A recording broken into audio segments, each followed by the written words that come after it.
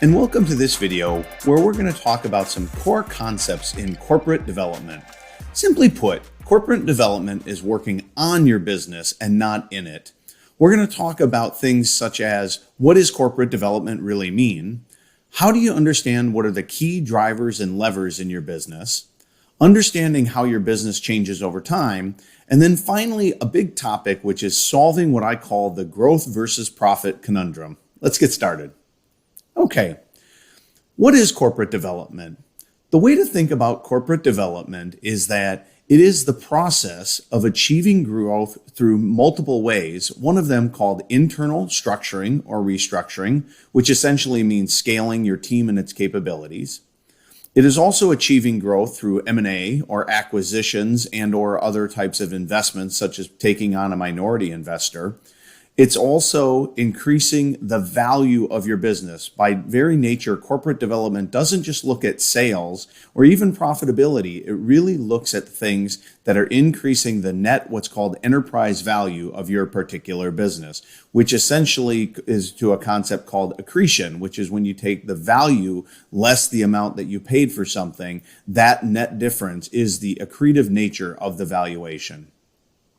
And then, as you can see here from Wikipedia, there's a number of activities that are included in corporate development, such as leadership team expansion, the ability to recruit and attract leaders, entering into new markets, or in an Amazon context, new marketplaces, strategic alliances that you might form with other people, buying companies, if that's your interest, and then finally, securing corporate financing as a major opportunity for growth. Then there's also the final topic of intellectual property management and how do you manage the trademarks and other IP that you're creating within your particular business. The key point is when you look at all of these activities, you are doing some of them today. Probably, though, you're just not calling it corporate development, and potentially you're only doing it as they come up as opposed to designing an active corporate development strategy. So when you think about the concepts of drivers and levers in corporate development, I like to think of drivers as the things or the dials. If you were going to turn the dials on your business, what are the dials that have the biggest impact on the business? For example, a 10% product cost change might drive 3.5% change in your profitability. So on one hand, you want to be thinking about the things that drive your business forward. But on the other side of it, you also want to think in terms of what are called levers. And the way that I think about levers are those are the ones that you have actually an ability to impact or they have leverage. So for example, Amazon selling commission is a core driver of the business because it's 15% of your revenue, but it's not much of a lever because you really can't negotiate or influence it that much, unless you want to decide to drive out to Seattle and see if you can get it reduced. So the concept is that corporate development needs to focus on the most important drivers, but only on those drivers that also have leverage. The second concept that I'd like to talk about is your business over time as the business matures. Corporate development is something that isn't done in days or weeks. It's often done in months and years. And so you need to think about your business in that context.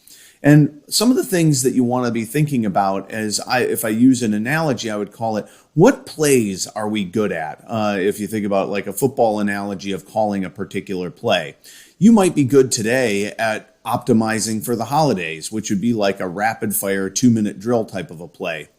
Or you might also find there are certain plays that get you into trouble, such as throwing too long or throwing up Hail Mary passes, which in an Amazon or an e-commerce context could be trying to take on too big of a market or jumping from a $15 price point to a $75 price point.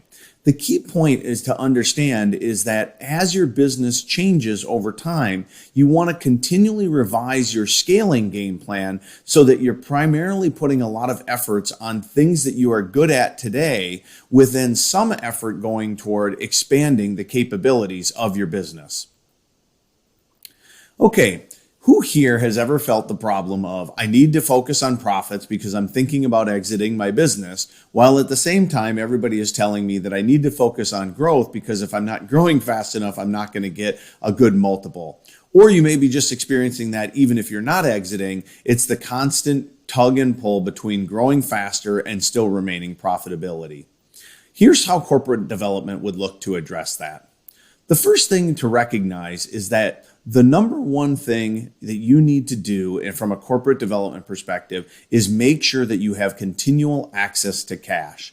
Because as you grow, you're going to need more of it. Or said differently, if you don't have cash, you will really be throttling your ability to grow. So as it relates to focusing on profits versus cash flow, oftentimes we're working with clients saying, you should really work on getting your supplier terms improved before the pricing, because if you can get better terms from them, maybe instead of 30-70, getting things paid 30 or 60 days after they ship, you have an ability to drive more growth because that is helping your capital needs. Work on making sure that you have your working capital lines of credit in place and other trade financing. Once you have that access to cash, you now apply that cash in a way that accelerates growth. And that might be putting debt financing in to fund the growth of what I call existing winners, or setting a portion of your success aside for other types of more, albeit risky, important expansions of the business. And then once you've scaled your growth, then start to think about, how do I turn my growth into profitability? Now, I want to make sure that I'm clear here. I'm not saying that you should run a company that's break even from day one, because that's very dangerous. But what I am saying is that it's important for you to understand that oftentimes your profitability can change to be more profitable once you've reached a certain scale of growth. It's easier, for example, to renegotiate suppliers based on a larger volume. So rather than asking for $1 off when you first negotiate with a supplier, oftentimes you'll find a better answer is to get better terms, grow larger, and then instead of getting $1 off on a 500 unit order, you're getting $1 off on a 5,000 unit order. And then also, as your business matures over time, you can start to expand into higher profit and or higher ticket items. Okay, once you've done an assessment of your business from a corporate development process, there are a few things that might happen when you sort of step back to think about working on your business rather than in it. You might not like some of your findings. You might even question, why am I in this market? Now that I look at it, I realize that this market isn't going to lead me to my corporate development and my owner exit goals. You might wonder, maybe not on a market level, but why am I continuing to sell this particular product? And you might even come to the conclusion that with the current product set, I'll never be able to reach my goals. The point of corporate development is to do exactly this, to question the fundamental assumptions that you had when you started the business, and after the initial shock wears off, to plan the according changes that are going to allow you to get to where you want to go as an owner and as a leader of your business. And this brings me to the point of an exit principle. Corporate development is working on the business itself, not just in it. And the goal of a successful corporate development program is to achieve what I call quantum valuation leaps as a part of scaling your exit. The point of quantum valuation leaps is focusing on the things that have a meaningful ability to not just incrementally increase your valuation, but take you to the next entire level. Thank you for watching this video, and always remember that corporate development is the lever that drives these quantum valuation leaps in your business, and it's often done through expanding the right leaders into your team, securing proper capitalization, and implementing strategic transactions in preparation for an exit. Thank you.